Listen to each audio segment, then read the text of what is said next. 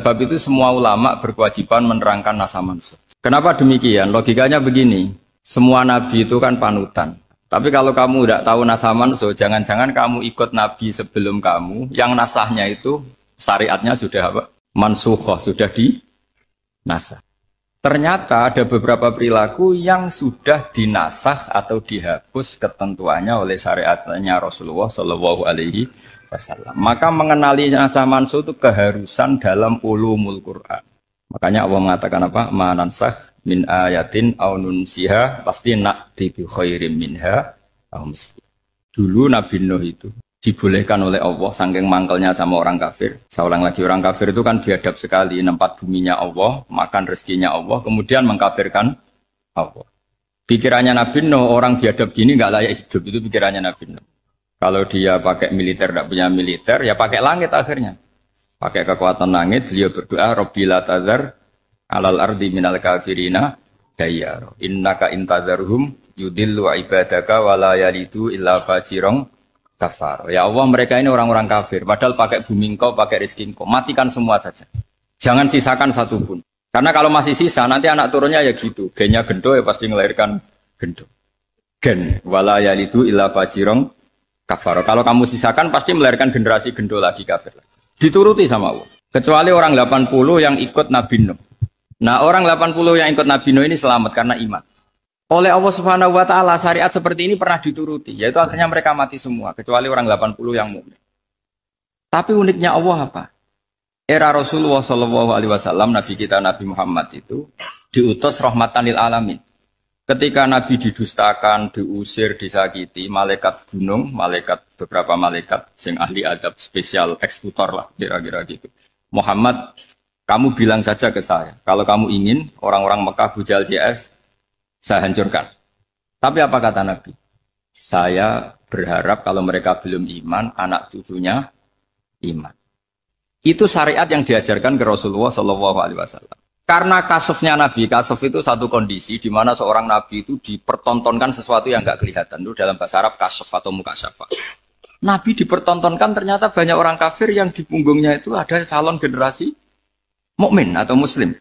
Akhirnya Nabi nggak berani. Jangan bunuh.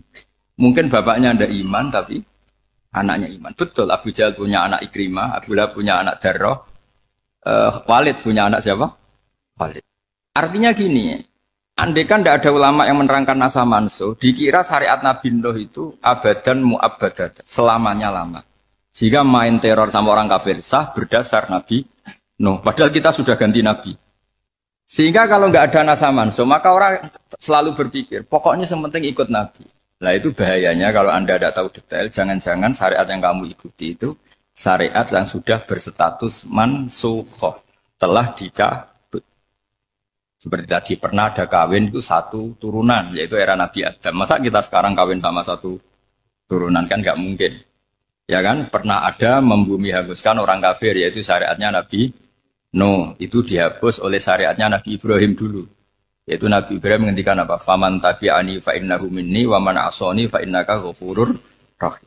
Ya, kalau orang ikut saya ya Allah ya pasti golongan saya. Kalau yang masih maksiat, masih balelo, saya berharap engkau ampuni. Lah Nabi Muhammad ini nabi yang kena khitab anit tabi' millata Ibrahim hanif. Jadi masternya Nabi Muhammad itu mentornya Nabi Ibrahim. Sehingga syariatnya ya faman tabi'ani fa innahu minni wa man asoni fa innaka ghafurur rahim. Tidak syariat Rabbi la tadzar alal ardi minal kafirina daya.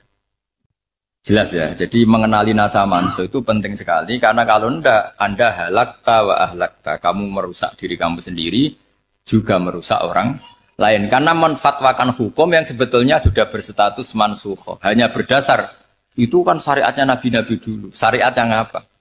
Syariat yang enggak pernah terhapus hanya satu, usuluddin yaitu tauhid, itu sama. Tapi kalau syariat itu beda-beda. Atau furu'iyah itu beda-beda. Itu tadi saya beri contoh. Era Nabi dulu kalau ada pakaian najis, dipotong, dibuang. Era Nabi Muhammad dicuci. Orang kafir dihabisi oleh langit. Era Nabi Muhammad enggak boleh. Bahkan didoakan Allahumma hdi qaumi fa innahum la ya'lamun. Kita tahu dulu semua Nabi sholat menghadap apa? Baitul Maqdis. Era Rasulullah dipindah ke Ka'bah. Tapi kalau kamu katakan total Baitul Maqdis ya tidak juga. Nabi Ibrahim mulai dulu madhabnya ke Ka'bah. Tapi kalau Nabi Musa ke Baitul Maqdis. Terus kamu bilang ini 01, 02 ya memang syariat jadi sesuatu yang furu'iyah. Nah, kenapa ini furu'iyah? Jawabannya sederhana. Ketika seseorang menghadap Ka'bah itu menghadap batu apa menghadap Allah? Allah. Ketika menghadap Baitul Maqdis hakikatnya menghadap Allah apa menghadap Baitul Maqdis? Allah. Maka menghadap Ka'bah itu sebenarnya masalah furu'iyah. Yang masalah usuliyah adalah inni wajjahtu wajhiya lilladzi fataras samawati wal ardh. Yang permanen adalah menghadap Allah Subhanahu wa ta'ala. Cuma secara prosedur syariatnya secara zahir menghadap Ka'bah.